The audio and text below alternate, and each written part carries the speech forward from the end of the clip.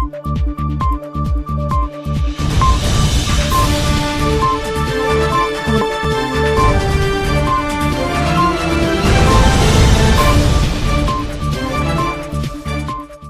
In council की बैठक में महापौर और भाजपा बोर्ड के कारण मुख्यमंत्री आवास योजना के तहत 700 परिवार 2.5 लाख की राशि से वंचित रह गए। आवास योजना के लिए कमलनाथ सरकार से फंड देने का आग्रह करने वाली महापौर के दोहरे रवैये से सैकड़ों परिवारों को परेशान होना पड़ रहा है।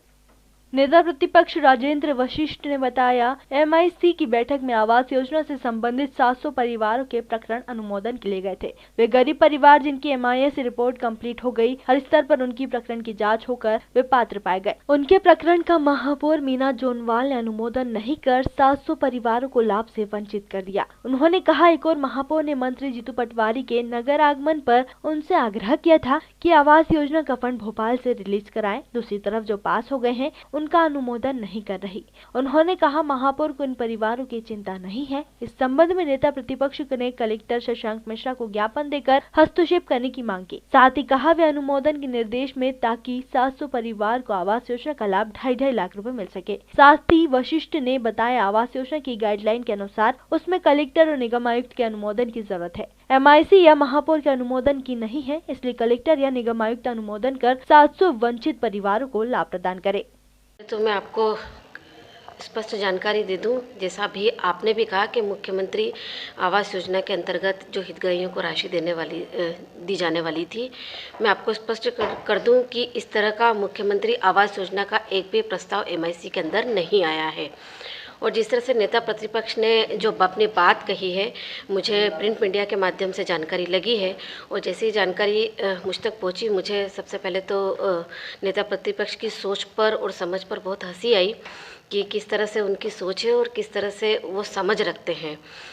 750 हितग्राहियों को जो वंचित करने की बात कर रहे हैं, और मैं ये समझती हूँ कि इस तरह का स्टेटमेंट देने से पहले उनको विषय की पूरी जानकारी ले लेना चाहिए कि विषय क्या है और किस तरह से अपनी बात उनको रखना चाहिए।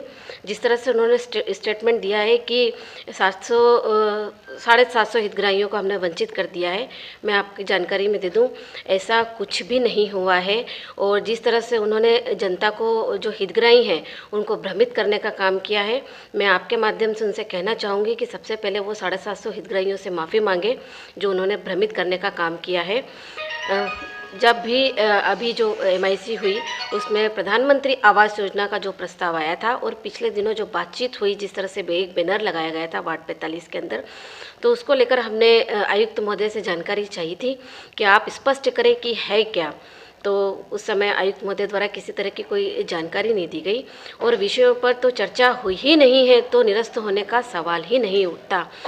जिस तरह से वो सोच रहे हैं और उन्होंने अपनी सोच को जो प्रदर्शित किया है, मैं कहना भी चाहूँगी कि अगर वो आगामी ये सोच रखते हो कि इलेक्ट्रॉनिक और प्रिंट मीडिया के माध्यम से ऐसा वर्षन देकर कि हितग्राहियों को वंचित कर दिया है, और दोबारा जब ये प्रकरण सामने आएगा और हम हितग्राहियों की राशि सूची का अनुमोदन करेंगे और वो इस विषय को लेकर वाहवाही लूटे, तो मैं कहना चाहूँगी कि ये भी उनकी गलत सोच है।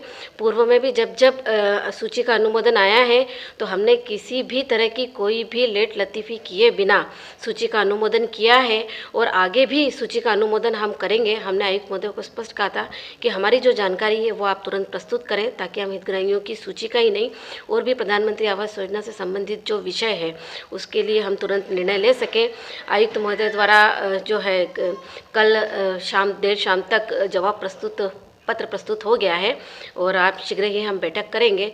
और इस तरह से नेता प्रतिपक्ष को समझना चाहिए कि उनके जो स्टेटमेंट है वो किस तरह से अखबार में जाने चाहिए, किस तरह से अपनी बात को रखना चाहिए। इस तरह से ओछी राजनीति उन्हें नहीं करना चाहिए। राजनीति का भी एक स्तर होता है। वो सबसे पहले उन 750 हितग्राहियों से माफ़ी मांगे जो उन्होंने गलत जानकारी देके उनको परेशान करने का काम किया है।